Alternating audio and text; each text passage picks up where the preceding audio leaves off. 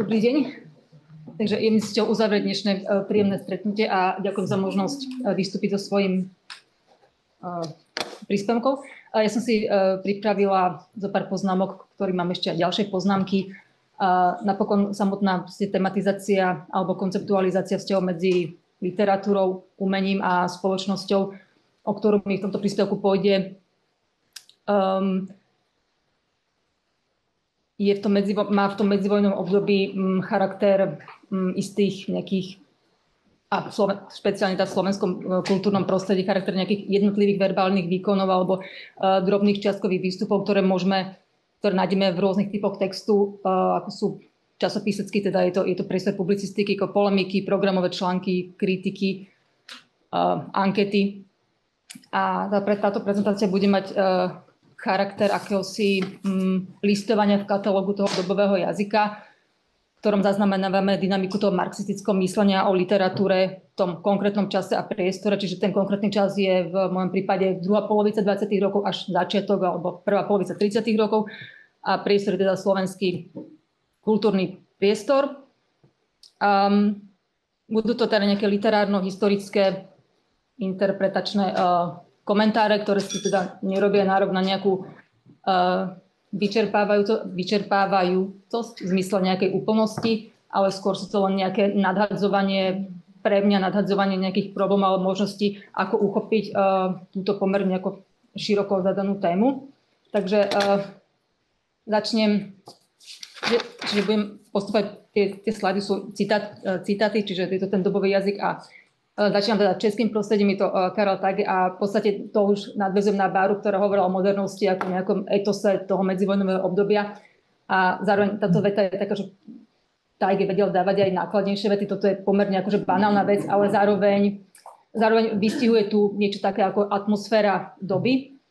A inak je tam ten zostup a pokrok, ale ja sa na to pozerám, Bára bola práva sa na to dívala a pohľad Tajgov, respektíve tej avantgardy je vlastne diskurzom vzdoru a nejakým protimluvou toho systému, čiže je tam tá subverzívnosť a dôležitý moment je tam ten pojem, vybral som ten citát pretože tam je, že vymoženosť a výsada, čiže je tam to chápanie to medzivojnové obdobie, to povojnové obdobie malo v sebe taký moment toho nového začiatku a teda mýtus toho pokroku a prerodu a tí umelci zohrávali významnú úlohu v formulovaní alebo konceptualizácii vzťahu k svetu a spoločnosti. Čiže ak Bára hovorila o nejakom vzťahu k tomu pracovnému prostrediu, tak tu je to vzťah spoločnosť a pracovné prostredie, tak tu je to vzťah spoločnosť a literatúra alebo umelecká sféra, ktoré sa vlastne veľmi výrazne v tom medzivojnovom období prepájali a ak sa chcela meniť spoločnosť, tak tá literatúra nejakým spôsobom má na tom participovať. A druhý dôvod, prečo som si vybrala Tageho, pretože ak budem hovoriť o tom období 20. 30. rokoch v slovenskom priestore, tá ľavicová avantgarda a ľavicovú avantgardu predstavovali davisti, teda skupina okolo časopisu DAV a boli jednak v úzkom kontakte s českým prostredím avantgardným a okrem toho viacerí z tej skupiny boli aj českej národnosti, Eduard Urca alebo Peter Jelnický, ktorých sa ešte dostanem. A zároveň tá modernosť znamená dynamiku, o ktorej napríklad Eduard Urc píše, že vypätá dynamická živelnosť dní rozbúrených sociálnymi zápasmi, ktoré sú najaktuálnejšou otázkou každého moderného človeka. Že tá modernita a sociálnosť v tomto smere boli v podstate vnímané ako nejaké rovnítko medzi nimi. Ďalší moment, prečo je tam ten Tage,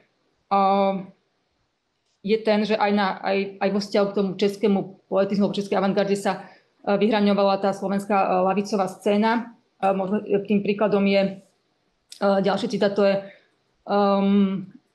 kritika, Urksová kritika Nezvalovej zbierky Pantomima, ktorá v tomto momente sa štiepi ten vzťah k tomu estetickému a spoločenskému, když hovoríme o poetizme, ktorý istým spôsobom akcentuje tú čistú lyrickosť a to je niečo, čo v podstate tá slovenská ľavicová scéna odmietala. Že tá literárna kritika je veľmi zaujímavá v tom, že ten Urc bol schopný vlastne postihnúť celú tú nejaké nuancy tej zbierky a tej estetické kvality, ale zároveň tam urobí ten ďalší krok, ktorý je v podstate, povedzme, že ideový, kedy hovorí o tejto čistej poézii a o lyrickom chápaní sveta, poézia nedela cirkusov, ktorá v podstate nepozná tie pracovné dni, čiže je to tá nedela a to, čo zaujíma tých slovenských marxistov, bola v podstate tých 6 pracovných dní a on ani nevolá po tvorbe agitačnej, on to nazýva tendenčná poézia, i keď to slovo tendencia sa v podstate v rôznych spôsobov fungovalo v tom diskurze a hovorí, že je treba zžiť sa s dnešnou skutočnosťou.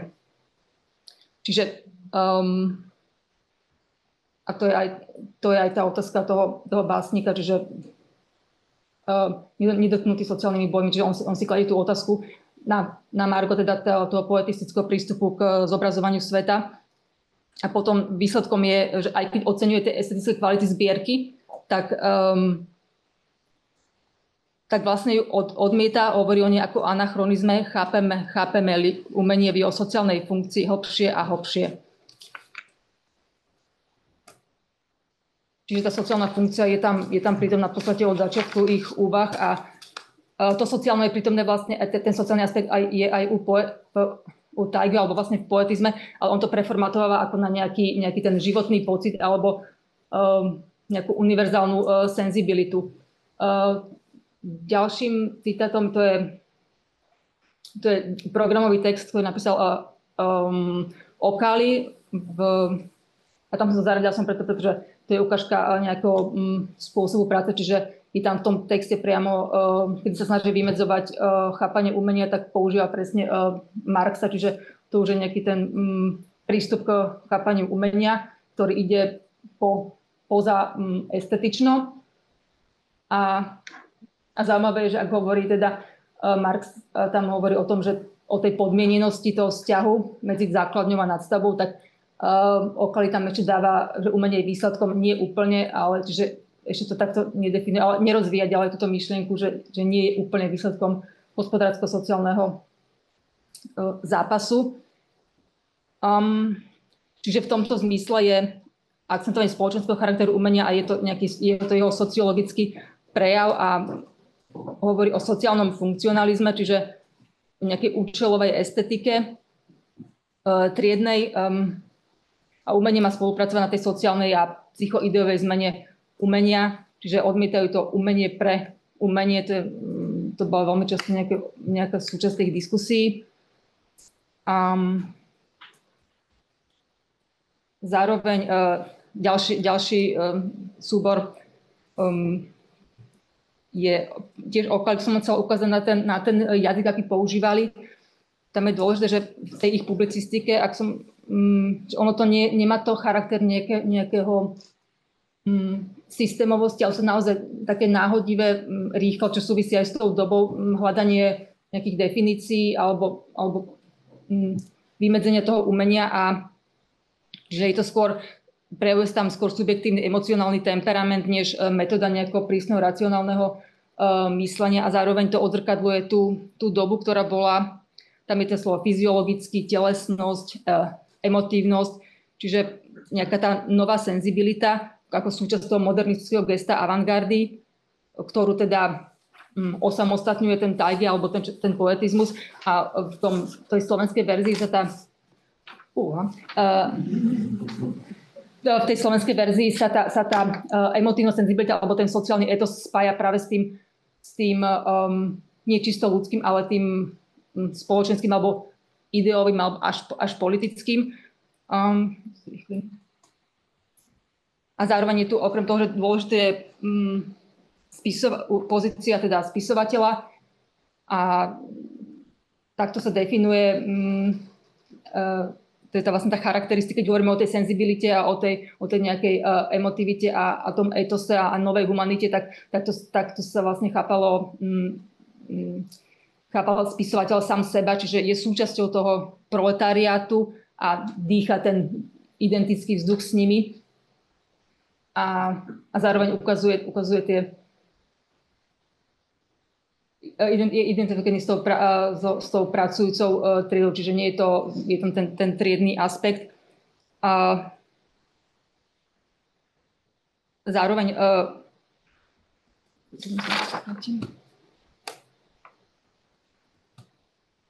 ďalším pojmom je v podstate, ktorá určovala tie diskusie, dobové diskusie, pojem tendenčnosti. Čiže tam sa hovorí, že bude tá literatúra tendenčná, alebo to znamená, že nejaká ideová alebo beztendenčná, a to boli časté výčitky nemarxistickej kritiky smerom k marxistickým textom, že sú tendenčné. Čiže je to ten vzťah medzi estetickosťou, nejakou nadtriednosťou, chápeme literatúru ako estetickú sféru a jej estetické štruktúry, alebo literatúru ako sociálne podmenený jav so tými spoločenskými hospodárskymi štruktúrami. Dôležité to bolo stvárniť ten sociálno-triedny charakter súčasná, čiže vrásť v sociálne súčasno. Tak to bolo. Toto je ten dobový jazyk. Čiže tie slova, ktoré sa veľmi často opakujú, je súčasnosť, skutočnosť, dnešok, napriek tomu, že hovoríme o tom, ten modernizmus smeroval do tej budúcnostnej perspektívy a bola tam tá teleológia pokroku, tak zároveň to, o čo sa bojovalo, bol ten dnešok. Čiže zachytiť ten dnešok, ktorý je cestou k tomu budúcemu. Čiže tam je aj ten nejaký utopický rozmer. To by bolo... Ďalšou otázkou je, už to teraz tak idem rýchlo, prepáčte, ak už to nestíhate, a je už pokročila hodina. A toto si myslím, že je asi najzaujímavejší moment v uvažovaní o tom marxistickom myslení, a to je kategória tej epistemologizácie literárnej vedy, čiže chápanie marxizmu ako narratívu, ktorý chce vytvoriť nejakú vysvetliť celú ľudskú skutočnosť. To znamená, že ten spôsob poznávania a otázka pravdivosti, tej materiality, že odhaľovanie materiálnej skutočnosti a jej prenášanie v tú ideovú skutočnosť a chápanie diela ako ideologického útvaru, čiže ako poznávam skutočnosť a potom ako ju stvárňujem. A v tomto prípade marxistickom hovorím o nejakej metóde historického materializmu alebo vlastne tej dialektiky, ktorá vníma tie javy v ich opozíciách alebo v kontrastoch, zároveň tej dynamike a v pohybe. Čiže a v tomto momente a zároveň pracuje s pojmom objektívnosť alebo pravdivosť, a napríklad Georg Lukáš v tých 20. rokoch hovorí o nejakom proletárskom triednom vedomí, ktoré jediné je schopné rozoznávať objektívny stav veci. Čiže toto bolo ďalšia kľúčové v tom ďalším nejakým zásadným momentom bolo, že v tom medzivojnovom období sa v podstate vymedzovali kritériá pre chápanie tej ľavicovosti alebo pre estetické kritériá, čo je vlastne tá socialistická literatúra, alebo v tom zmysle, teda v tom čase sa hovorilo proletárska literatúra. Pretože nejaký Marx ani Engels vlastne nedospeli k nejakej súvislej formulácii estetických či literárno-teoretických koncepcií.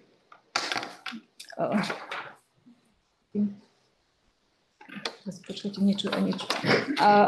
Už to bude také rozsekané, ja sa ospravedlňujem, tu som sa mal dostať k otázke literárnej kritiky ale asi to uzavriem jedným momentom, ktorý by mohol byť možno pre vás zaujímavejší v rámci nejakej metodologického hľadiska. To je pojem sociologický moment, o ktorom hovorí Kvietoslav Chvátik, ktorý od sociológie umenia ako sociologické disciplíny ho odlišuje a vymedzuje to ako metodologický aspekt všeobecnej estetiky a teórie umenia. V tomto zmysle je súčasťou marxistického skúmania umenia a estetičná ako spoločenských javov, študovaných však predovšetkým z hľadiska umeleckých a estetických. To znamená, že tá marxistická estetika sa nevyčerpáva v sociológii, alebo marxistická estetika a kritika sa nevyčerpáva v tej sociológii, ale je tam aj ten sociologický moment, jeden z aspektov, hoci ho považujú za významný a rozhodujúci pre určenie spoločenskej funkcie a zmyslu diela, ktorým však musí byť doplnený nejakými estetickými hľadiskami, ktoré sú tiež spoločensky určené. A vlastne celé to medzivojnové obdobie je akýmsi bojom medzi tou estetikou, estetickým rámcom a politickým alebo ideovým. A ešte úplne narýchlo nakoniec, to je vlastne príspevok teoretika nadrealizmu, čo bola slovenská verzia surrealizmu, ktorý v podstate konfrontuje ten socialistický realizmus a surrealizmus v otázke poznávania človeka a on tam hovorí presne o tej pravdivosti diela a to je to, čo sa hovorí, že bude to pravda umelecká alebo pravda skutočnosti a že tá sociálna skutočnosť a nejaká pravda toho umeleckého diela. Takto by som to zakončila. Ďakujem.